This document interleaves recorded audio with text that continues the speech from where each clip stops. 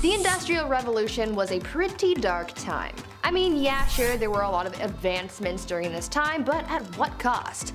Well, I'm here to tell you about all the dark things that came during this time as we count down the top 10 unusual things that happened during the Industrial Revolution. At number 10, sorry you died. Back during the Industrial Revolution, employers really didn't care about their employees. And when I say they didn't care, I really mean it. To them, their workers were pretty expendable and they didn't care about their safety at all.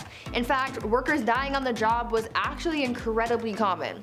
A lot of the time when a worker died on the job, they would be replaced so fast like nothing happened. On top of that, to make matters worse, when word got out of an employee being killed on the job, many newspapers would blame the victim for their own demise.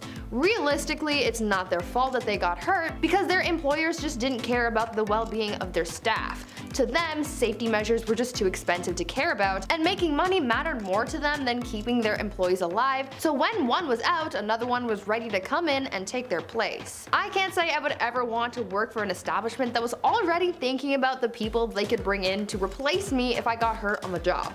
It's pretty dark when you think about it. At number 9, starting young. How old were you when you got your first job? I was 16 when I first started working, and my first job was in retail at an accessory store. It was kind of a nightmare around the holidays, but at least it was safer than working in a factory during the Industrial Revolution. Back then, anyone could get a job, even kids. Basically, to a lot of employers, if you could walk and talk, you could work. So a 30-year-old guy could end up working next to a 5-year-old. Back then, families were desperate to make money, so even the kids would be joining the workforce, with the youngest members of the family often being given the worst and most dangerous jobs. And if you think these kids would be cut some slack at work because they were so young, you would be mistaken.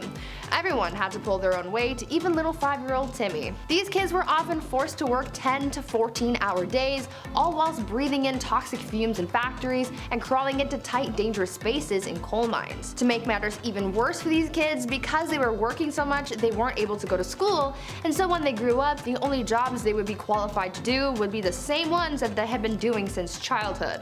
Luckily, in the years since, child labor laws have been put in place to prevent this kind of exploitation. Before we carry on talking about the dark times of the Industrial Revolution, why not take a moment to leave a like on this video if you're enjoying it so far, and while you're at it, consider subscribing to the channel to see more videos like this one. At number 8, Big Boom. Remember how I mentioned how unsafe the working conditions were during the Industrial Revolution? Well, here's another case of workers being put in harm's way just to make a profit. Coal mining was a really big business back during the Industrial Revolution, but by that time, coal in the easy-to-reach places had already been mined. Now, just because things were getting more difficult as far as mining was concerned didn't mean that they were just going to stop, right? Miners had to keep going into deeper parts of the mines, and many of these places were quite unstable, which could lead to mine collapses. Many miners were injured or killed in mine collapses, but one of the more dangerous accidents that could happen were mine explosions.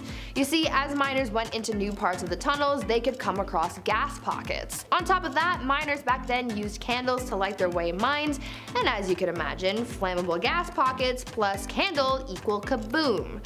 Underground explosions were quite common, and as I mentioned before, casualties on the job meant nothing to employers, so it was all around just a sucky time to be in the mines. At number 7, worst move. During the Industrial Revolution, we saw a lot of movement. Families were starting to uproot their lives in the countryside, on their farms, and in their cottages to move to more metropolitan areas to look for work.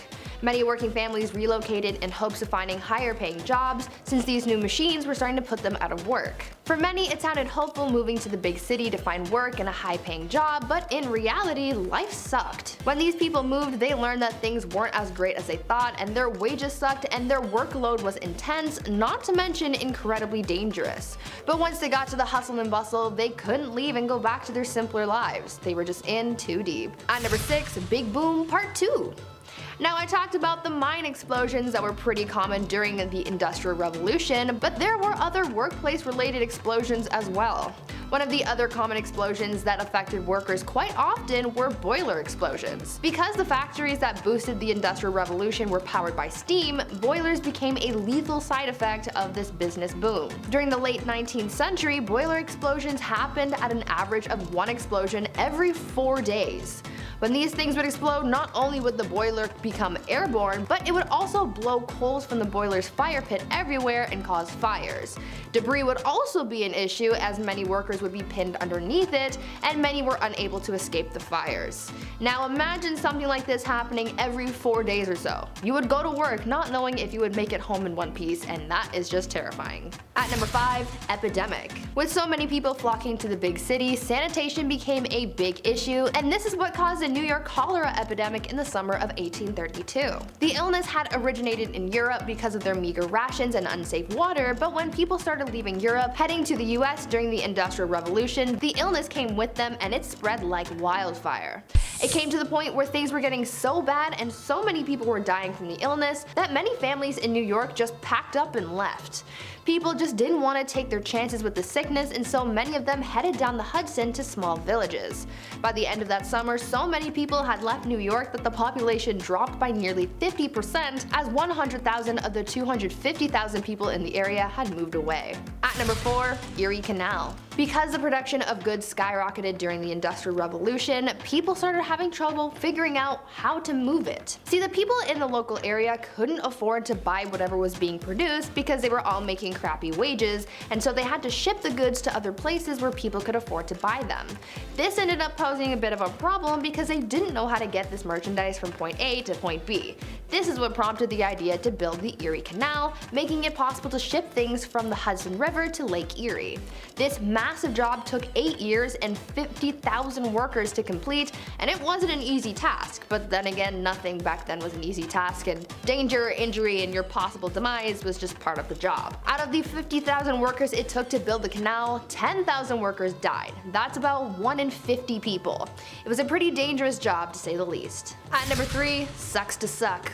As you can imagine, between the working conditions and the next to nothing pay, a lot of workers were pretty pissed off, especially with their employers. You would think that in this case the workers would just go and complain to their boss about things to try and help them out a little, but no.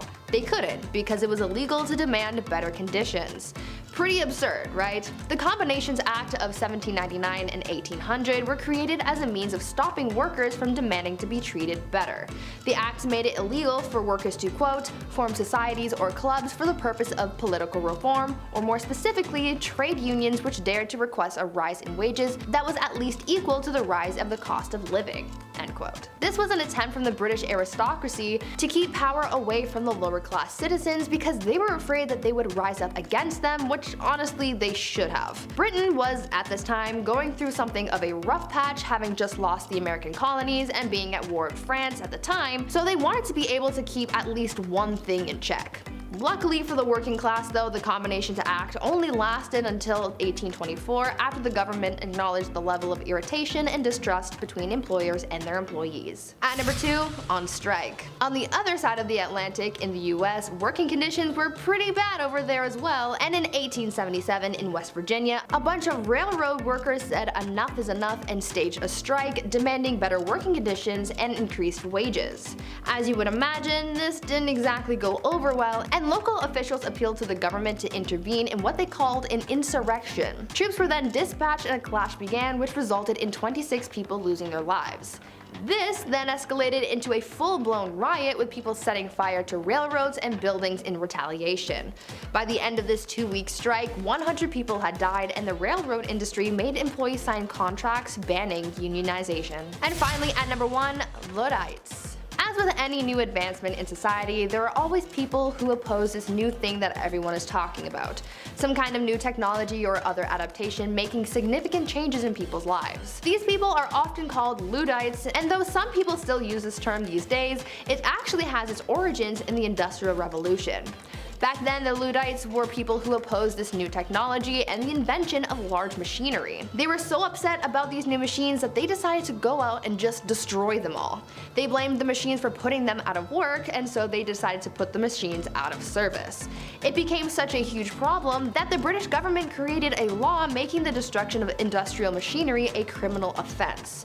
Some people tried to test the government on this new law and continue destroying property, but the government really wasn't kidding, and in the same year that this law was put in place, 14 Luddites were hanged for frame breaking. I guess this served as a warning to all other Luddites out there, because after that the Luddite movement just died out. Before we wrap things up for today, I want you guys to leave a comment down below telling me what you think was the most messed up thing about the Industrial Revolution.